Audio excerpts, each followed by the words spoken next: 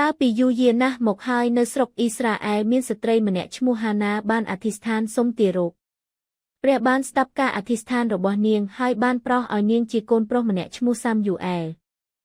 ហាណាដឹងគុណជាខ្លាំងដែលនាងបានសន្យាថានឹងប្រគល់សាមយូអែលទៅព្រះ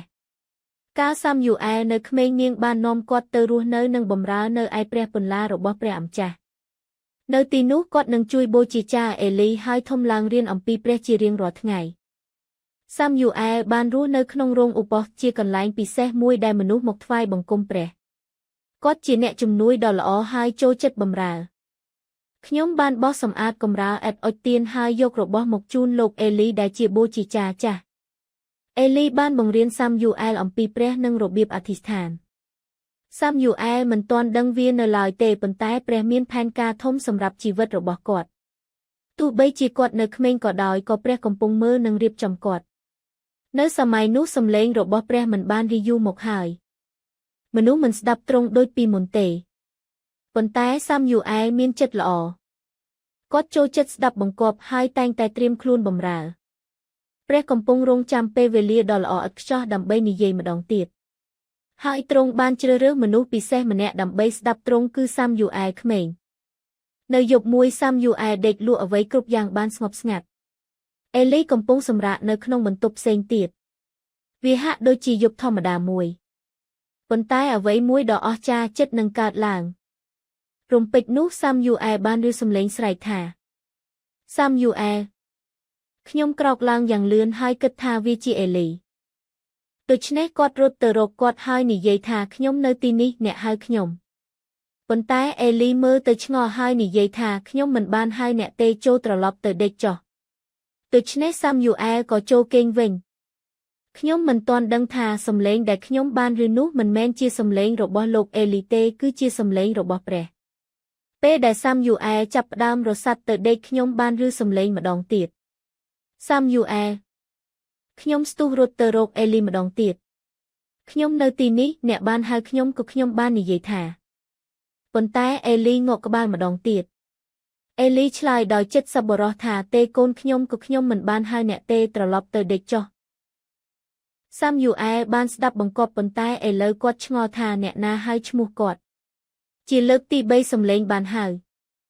សាមយូអែលសាមយូអែលក្រោកឡើងរត់ទៅរកអេលីលើកនេះអេលីបានដឹងពីអ្វីមួយដែលសំខាន់ខ្លាំងព្រះជាអ្នកហៅសាមយូអែល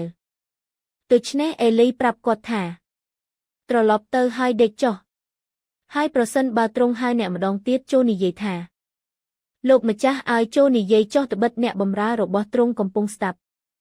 សាមយូអែលងក់ក្បាលហើយអោនទៅគេងបេះដូងរបស់គាត់លោតញាប់ដោយក្តីរំភើបពេលនោះសំឡេងក៏បន្លឺឡើងម្ដងទៀតហើយយ៉ាងទន់ភ្លន់សាមយូអែលសាមយូអែលលើកនេះសាមយូអែលអង្គុយឆ្លើយថាទូចអេលីបានប្រាប់គាត់សូមលោកម្ចាស់និយាយចុះត្បិតអ្នកបម្រើរបស់ព្រះអង្គកំពុងស្ដាប់បន្ទាប់មកព្រះមានបន្ទូលខ្ញុំបានប្រាប់សាមយូអែលអំពីរឿងដែលនឹងកើតឡើងក្នុងពេលឆាប់នេះហើយថាទ្រង់បានជ្រើសរើសសាមយូអែលឲ្យធ្វើជាអ្នកនាំសាររបស់ទ្រង់នេះជាលើកទី1ហើយដែលសាមយូអែលបានឮសំឡេងរបស់ព្រះប៉ុន្តែវាមិនមែនជាចុងក្រោយទេ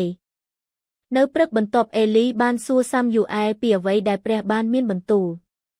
វាជាសារដ៏ធ្ងន់ធ្ងរមួយប៉ុន្តែសាមយូអែលប្រាប់អេលីយ៉ាងក្លាហានគ្រប់យ៉ាងដូចព្រះបានមានបន្ទូលអ្វីត្បិតតែគាត់នៅក្មេងក៏ដោយ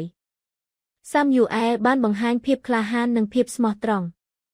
អេលីបានស្ដាប់ដោយស្ងាត់ស្ងៀមហើយនិយាយថាទ្រង់ជាព្រះអម្ចាស់សូមឲ្យទ្រង់ប្រព្រឹត្តអំពើល្អតាមព្រះនេត្ររបស់ទ្រង់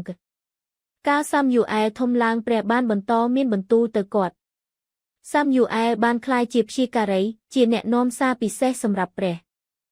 គ្រប់គ្នានៅស្រុកអ៊ីស្រាអែលបានដឹងថាសាមយូអែលបានស្ដាប់ព្រះហើយប្រាប់ការពិតហើយវាបានចាប់ផ្ដើមជាមួយនឹងយប់ដ៏ស្ងប់ស្ងាត់មួយក្មេងប្រុសតូចម្នាក់និងសំឡេងមួយមកពីស្ថានសួគ៌រឿងរបស់សាមយូអែលរំរឹបយើង